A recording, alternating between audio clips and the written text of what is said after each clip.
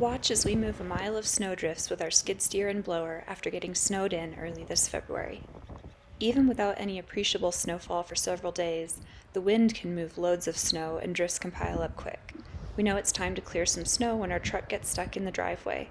And today it was really good and stuck. This means that most of our mile-long road to the highway is also impassable and needs a cleanup. We never know just how deep the drifts on the whole road will be. The wind can do very different things within just a mile. Mountain weather can change fast, and you'll see it does just that in time for the lower half of the road and the last pass back to the house.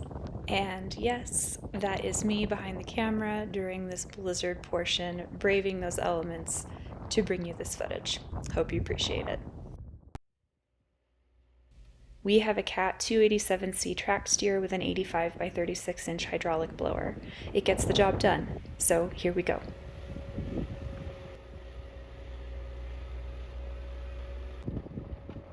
We try to clear the snow as close as we can around the truck when it gets like this, but we did end up also hand shoveling and then giving the truck a tug with the tow strap and the track loader to finally get it unstuck.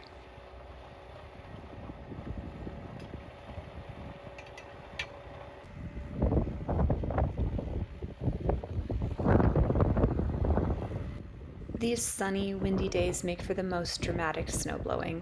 This blower absolutely launches the snow, but there's nothing like a little assist from the wind to carry it away and disperse it even better.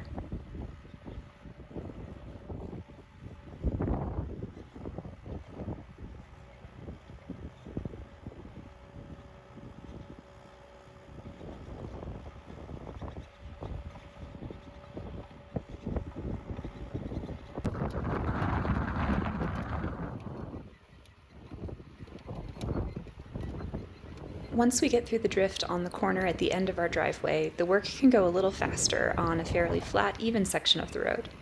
It typically doesn't accumulate too many big drifts and doesn't have large gravel or rocks that we need to worry about so much in other places.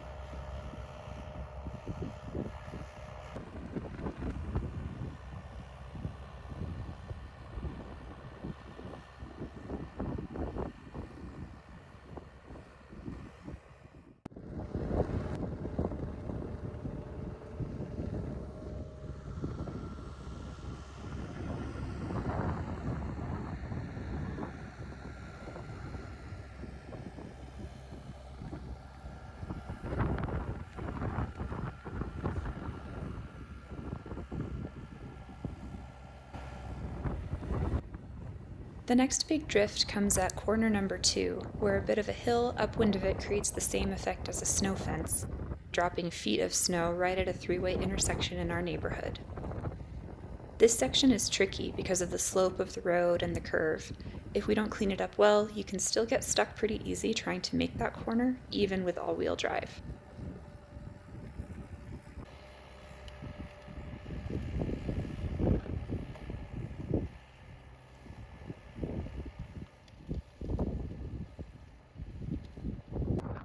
Here, we usually turn around and make another pass back to the driveway to open the road a little more. One pass down the road opens a lane just wide enough for our truck to get through, but narrow trenches tend to attract more snow to drift in quickly. A wider path keeps the road open longer, and we prefer a nice, wide driving surface anyway.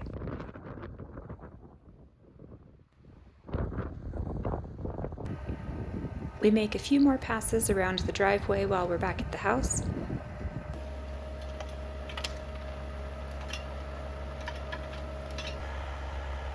And then we head out again to tackle the lower half of the road and open it all the way to the highway. With the storm that blew in, you can barely see across this little valley that's usually so scenic. Storms like this have their own kind of beauty, though, and we do enjoy the moody, mysterious vibe of the low clouds hugging the hills.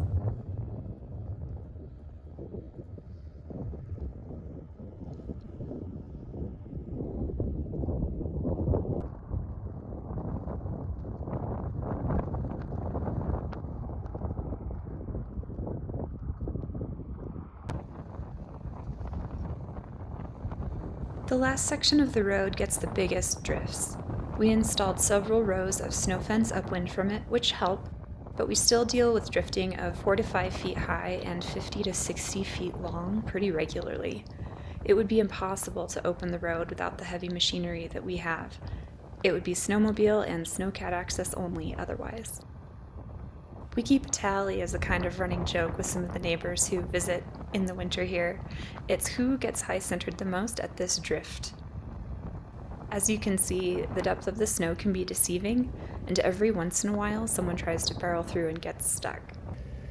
Today it's not that bad, since we haven't received the bulk of the snow we typically would yet. Most of the snow here accumulates in February and March, and this was our most significant drifting event yet.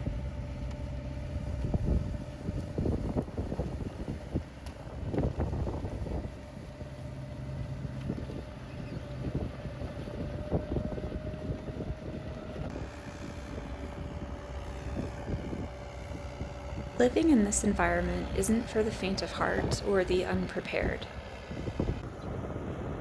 There are some major inconveniences and risk tolerance decisions involved, but we didn't move here expecting the ease of city life. We're here to experience the mountain in all of its seasons, and the chores and work involved now just feel like the dues we happily pay in exchange for the daily magic of this place the rest of the time.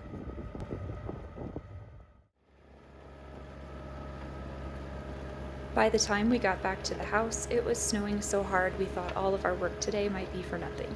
So we finished up by opening access to the woodshed. It's also firewood day today, which you can check out a video of that process if you're curious. I'll link to it for you.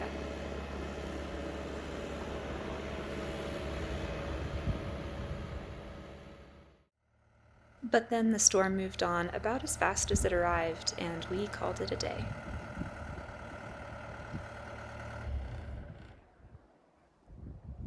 I hope you enjoyed this one. Let us know if you want to watch us move even more snow up here on the mountain. Likes and subscribes sure help, and we love comments and questions. There's also a link to buy us a coffee in the description if you like, and thanks for watching.